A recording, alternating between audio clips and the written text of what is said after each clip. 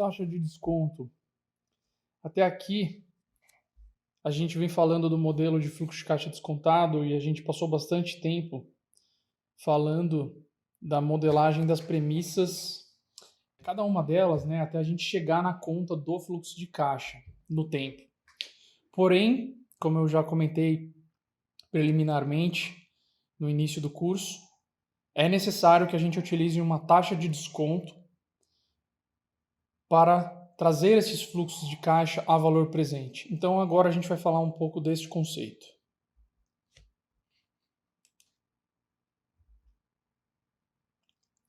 Conceito da taxa de desconto, primeiramente a gente vai falar da taxa para a empresa como um todo, né, que é justamente o WACC. O WACC, que vem do inglês como custo médio ponderado de capital, Weighted Average Cost of Capital, é o conceito da taxa que a gente usa para trazer os fluxos de caixa futuros da empresa para o valor presente, né?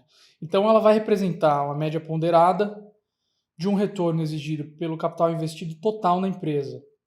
E esse capital total, ele é composto do capital dos sócios, capital próprio, e o capital de terceiros, né? Então, os credores da empresa, no caso. A gente olha para isso como uma ponderação, de um lado, entre o peso da dívida na estrutura de capital, a dívida de curto e de longo prazo, né? Vezes o custo da dívida. Esse custo da dívida, a gente vai olhar para ele sobre uma lógica pós-benefício fiscal. Eu vou falar um pouco mais sobre isso logo na sequência. E do outro lado, a gente vai olhar para o peso do capital próprio ou capital dos sócios na estrutura de capital, vezes um custo de capital próprio, né? O custo do equity. Então, em fórmula, né, a gente tem o custo da dívida, que é KD, usufruindo de um benefício fiscal de termos dívida. Né? Por quê? Porque na medida que a empresa tem dívida, ela paga juros. Na medida que ela paga juros, ela reduz o seu lucro antes de impostos. Então, o que ela paga de juros gera vamos dizer assim, benefício fiscal. Né? Ela paga menos impostos de renda e contribuição social por utilizar um componente de juros na estrutura. Então a gente olha para um custo de dívida, se a empresa tivesse um custo de dívida de 10% bruto e a alíquota de imposto T é 34%, né? Por exemplo, como é na legislação brasileira, 25% de IR mais 9% de contribuição social, a gente estaria falando em 10% vezes 0,66, basicamente seria 6,6% pós-benefício fiscal, tá? Isso aqui ponderado pelo peso de capital. Mas, do outro lado, o CAE, que é o Cost of Equity, custo de capital próprio, vezes o peso do equity na estrutura de capital, tá? Então, ele é um custo médio ponderado, né, como diz o próprio nome. Conceito de estrutura de capital-alvo, né, que também é importante para a gente modelar a taxa e encontrar o WACC. O conceito de WACC, ele presume que há uma estrutura de capital ótima no longo prazo para a empresa, consistente com a estratégia de companhia de crescimento.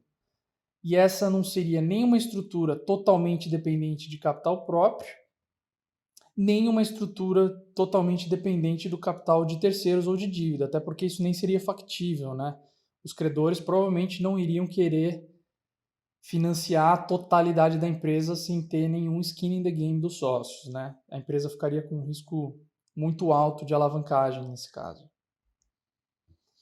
As empresas de capital aberto podem fornecer um benchmark, um ponto de referência para consulta do que pode ser uma estrutura alvo, né? Porque são empresas profissionais com gestão que conhece justamente esses conceitos de otimização da estrutura de capital. Então, olhar para empresas parecidas com o que a empresa faz e qual a estrutura de capital delas pode ser um ótimo ponto de partida para entender sobre a estrutura de capital-alvo.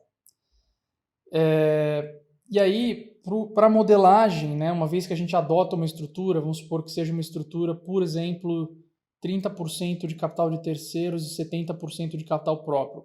Essa acaba sendo utilizada para balizar a projeção durante todo o período, né? Então esse é um conceito normalmente aceito, né, na prática para modelagem e na avaliação de empresas.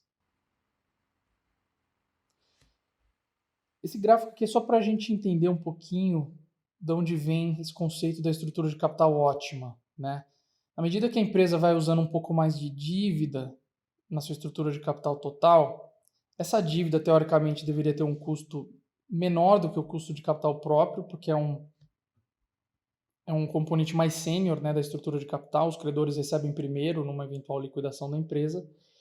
Porém, se a empresa passar do ponto, ela começa a encarar o risco de falência e o custo da dívida começa a subir demais e tende a ser menos eficiente, né, aumentar o peso da dívida na estrutura de capital. Então, a estrutura de capital estaria aqui nesse ponto mínimo da curva de WOC, que faz como se fosse esse U aqui, né? Enfim, é mais eficiente ter alguma dívida na estrutura de capital, ao invés de ter simplesmente 100% de capital próprio. Porém, existe um ponto ótimo onde o acréscimo de dívida passa a, de fato, aumentar a taxa de custo médio ponderado de capital, e então está aqui a estrutura de capital ótimo. O custo da dívida, falando um pouquinho então dessa parte, né, ele é calculado a partir de uma média ponderada das taxas dos empréstimos e financiamentos no balanço da empresa, ou do custo marginal que a empresa tomaria dívidas no mercado, né? Por exemplo, se a empresa não tiver dívidas, valeria a pena fazer sondagem com bancos e saber como os credores precificariam uma dívida dessa empresa. E essa poderia entrar na conta, então, do custo de dívida para a empresa, mesmo que ela não tenha naquele momento dívida no balanço, tá? E aí, caso o custo da dívida atual não reflita adequadamente as taxas de longo prazo da companhia, por qualquer motivo, ela pode ter usado uma linha subsidiada no passado, que aí artificialmente torna mais baixo o custo de dívida dela, mas que vai acabar em determinado momento. Então, assim, a gente sempre olha para isso sob um conceito de custo marginal, né? Então, uma forma de contornar isso para fazer uma modelagem seria utilizar um spread sobre a taxa livre de risco, né? Então, por exemplo, se a gente olhar aqui a taxa livre de risco de renda fixa de títulos do governo, por exemplo, paga 12% ao ano, essa seria a taxa mais baixa de empréstimo, né, nominal, né?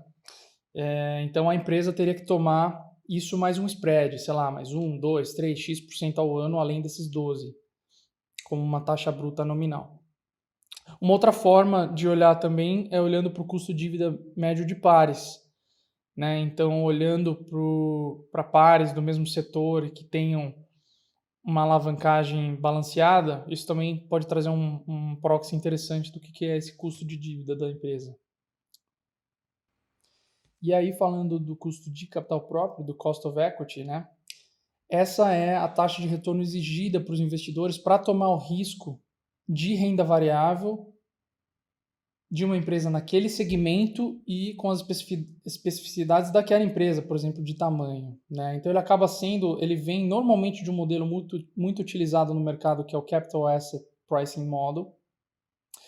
Mas assim, sem entrar muito nas minúcias da tecnicidade, né, trazendo o principal do conceito para vocês como praticantes para realizar uma avaliação de empresa, ele basicamente é uma montagem que parte da taxa livre de risco, que é a taxa mais baixa que pode se aplicar a recursos na economia, e geralmente essa taxa de aplicação nos títulos de governo, essa é a Risk-Free Rate, né, RF, mais um prêmio por risco de mercado, no caso, por a gente tomar o risco da renda variável, né? Então, ir para o risco de renda variável de se investir em empresas implica em aceitar um risco de falência, de ciclos econômicos, uma série de questões que afetam as empresas e que trazem mais risco para a renda variável, né? Então, historicamente, sempre existiu aí um prêmio